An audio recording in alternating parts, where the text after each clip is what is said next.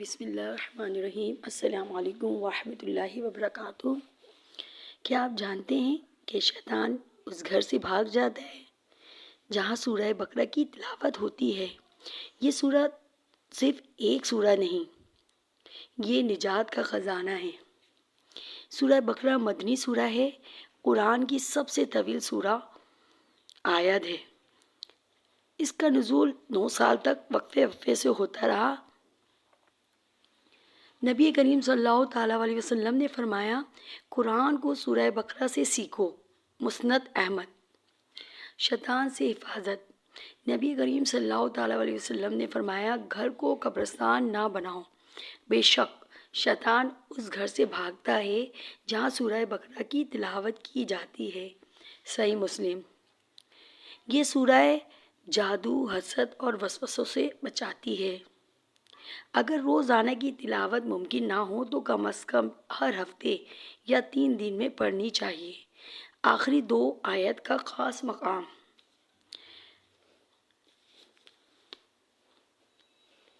آخری 2 آیت جبریل علیہ السلام کے ذریعے عرش سے عطا ہوئی۔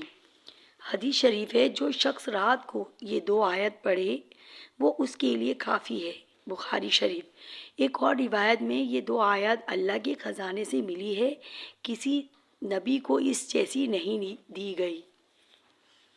روحانی دنیاوی فوائد۔ رزق میں برکت، نظر بد سے حفاظت، دشمنوں سے نجات، گھر میں سکون، نماز میں خشوع، دل کی روشنی۔ تاریخی واقعات۔ حضرت عمر رضی اللہ تعالیٰ عنہ نے سورہ بقرہ سیکھنے میں کئی سال لگائے، کیونکہ وہ ہر حکم پر عمل کر کے آگے بڑھتے ہیں۔ کئی اولیاء کرام روزانہ اس سورت کی تلاوت کرتے۔ جنگ بدر سے پہلے نبی کریم صلی اللہ تعالیٰ علیہ وسلم نے یہی سورہ صحابہ کرام کو یاد کرنے کا حکم دیا۔ واقعہ۔ شیطان کا سورہ بقرہ سے بھاگنا۔ حضرت ابو ہریرہ رضی اللہ تعالیٰ عنہ سے روایت ہے کہ رسول اللہ صلی اللہ تعالیٰ علیہ وسلم نے فرمایا، اپنے گھروں کو قبرستان نہ بناؤ، بے شک شیطان اس گھر سے بھاگتا ہے جہاں سورہ بقرہ کی تلاوت کی جاتی ہے۔ صحیح مسلم۔ جو گھر ویران ہو اور قرآن کی تلاوت نہ ہو وہ شیطان کے لیے ٹھکانہ بن جاتا ہے، لیکن سورہ بقرہ پڑھنے سے شیطان اس گھر کے قریب بھی نہیں آتا۔ اس لیے روزانہ یا کم از کم ہفتے میں ایک بار اس کی تلاوت گھر میں ضرور کرنی چاہیے۔ ایک اور واقعہ۔ ایک صحابی رضی اللہ تعالیٰ عنہ نے رسول اللہ صلی اللہ تعالیٰ علیہ وسلم سے سوال کیا، یا رسول اللہ صلی اللہ تعالیٰ علیہ وسلم، کون سی سورت سب سے زیادہ افضل ہے؟ آپ صلی اللہ تعالیٰ علیہ وسلم نے فرمایا، سورہ بقرہ، کیونکہ اس میں آیت الکرسی بھی ہے جو قرآن کی سردار آیت ہے۔ واقعہ جنات کا قبول اسلام۔ سورہ بقرہ کی طاقت۔ حضرت عبداللہ بن مسعود رضی اللہ تعالیٰ عنہ فرماتے ہیں، ہم نبی کریم صلی اللہ تعالیٰ علیہ وسلم کے ساتھ ایک سفر پر تھے۔ آپ صلی اللہ تعالیٰ علیہ وسلم رات کو ایک طرف چلے گئے۔ ہمیں اندیشہ ہوا کہ کوئی دشمن نہ آ گیا ہو۔ ہم نے رسول اللہ صلی اللہ تعالیٰ علیہ وسلم کو تلاش کیا۔ کچھ دیر بعد آپ واپس آئے تو ہم نے عرض کیا، یا رسول اللہ صلی اللہ تعالیٰ علیہ وسلم، آپ کہاں تھے؟ آپ صلی اللہ تعالیٰ علیہ وسلم نے فرمایا، میرے پاس جنوں کا ایک وفد آیا تھا، وہ قرآن سننے آئے تھے اور میں نے انہیں سورہ بقرہ کی تلاوت سنائی۔ صحیح مسلم۔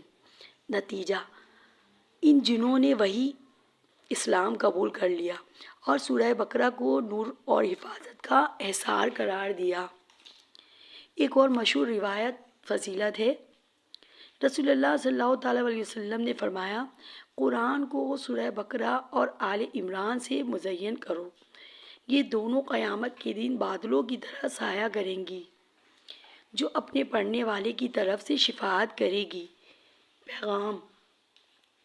سورہ بقرہ صرف ایک سورہ نہیں، ایمان کی طاقت ہے، شیطان سے بچاؤ، رزق میں برکت اور روحانی تحفظ اس سورہ سے جڑا ہے۔ حتیٰ کہ جنات جیسی مخلوق پر بھی اس کا اثر ہوتا ہے۔ یہ سورہ مکمل اسلام کا خلاصہ ہے۔ ہر مسلمان کو کم از کم اس کی آخری آیت یاد کرنی چاہیے۔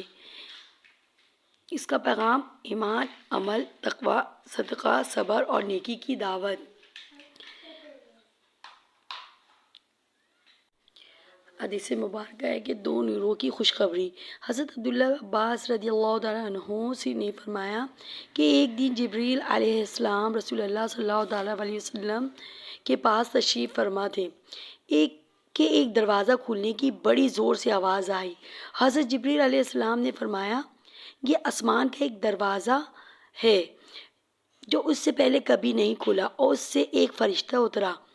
یہ فرشتہ اس سے پہلے زمین میں کبھی نہیں اترا۔ اس فرشتے نے آپ صلی اللہ تعالیٰ علیہ وسلم کو سلام کیا اور کہا، آپ صلی اللہ علیہ وسلم کو دو نوروں کی خوشخبری ہو۔ تو آپ صلی اللہ تعالیٰ علیہ وسلم کو عنایت ہوئی ہے، یہ اس سے پہلے کبھی کسی نبی کو نہیں ملی۔ ایک سورۃ فاتحہ اور دوسرے سورہ بقرہ کی آخری دو آیات، جو شخص ان کو پڑھ کر کوئی چیز مانگے گا وہ اس کو ضرور مل جائے گی۔ مسلم شریف۔ حضرت ابو ہریرہ رضی اللہ تعالیٰ عنہ سے روایت ہے کہ رسول اللہ صلی اللہ تعالیٰ علیہ وسلم نے ارشاد فرمایا کہ اپنے گھروں کو مقبرے نہ بناؤ، یعنی جس طرح قبرستانوں میں مردے ذکر و تلاوت نہیں کرتے اور اس کی وجہ سے قبرستانوں کی فضا ذکر و تلاوت کے انوار اثار سے خالی رہتی ہے، تم اپنے گھروں کو اس طرح نہ بنا لو، بلکہ گھروں کو ذکر و تلاوت سے معمور رکھا کرو، اور جس گھر میں خاص کر سورہ بقرہ پڑھی جائے اس گھر میں شیطان نہیں آ سکتا۔ فائدے۔ حدیث شریف میں، اس حدیث میں رسول اللہ صلی اللہ تعالیٰ علیہ وسلم نے فرمایا، قبرستان میں جس طرح مردے پڑے رہتے ہیں اور کوئی عمل کرنے کی قدرت نہیں رکھتے، اسی طرح اگر تم بھی گھروں میں نفل نماز اور تلاوت قرآن کا اہتمام نہیں کرو گے تو تمہارے گھروں میں قبرستان اور تم خود مردوں کی طرح ہو جاؤ گے۔ پھر رسول اللہ صلی اللہ تعالیٰ علیہ وسلم نے فرمایا، شیطان اس گھر سے بھاگتا ہے جس میں سورہ بقرہ پڑھی جاتی ہے۔ اس کا مطلب یہی ہے کہ تلاوت قرآن کریم، خصوصاً سورہ بقرہ کی تلاوت، نہ صرف یہ کہ گھر میں رحمت و برکت کے دروازے کھلنے کا باعث ہے، بلکہ اس کا ایک فائدہ یہ بھی ہے کہ ایسا گھر شیطان کی نحوست اور اس کے مکر و فریب کے سائے سے محفوظ رہتا ہے۔ ویسے تو عمومی طور پر تلاوت قرآن کریم باعث رحمت برکت ہے، مگر اس موقع پر سورہ بقرہ کو بطور خاص اس لیے ذکر فرمایا کہ اس سورت میں اللہ رب العزت کے اسماء اور احکام بہت مذکور ہیں۔ صلو علی الحبیب صلی اللہ تعالیٰ علی محمد صلی اللہ علیہ وسلم۔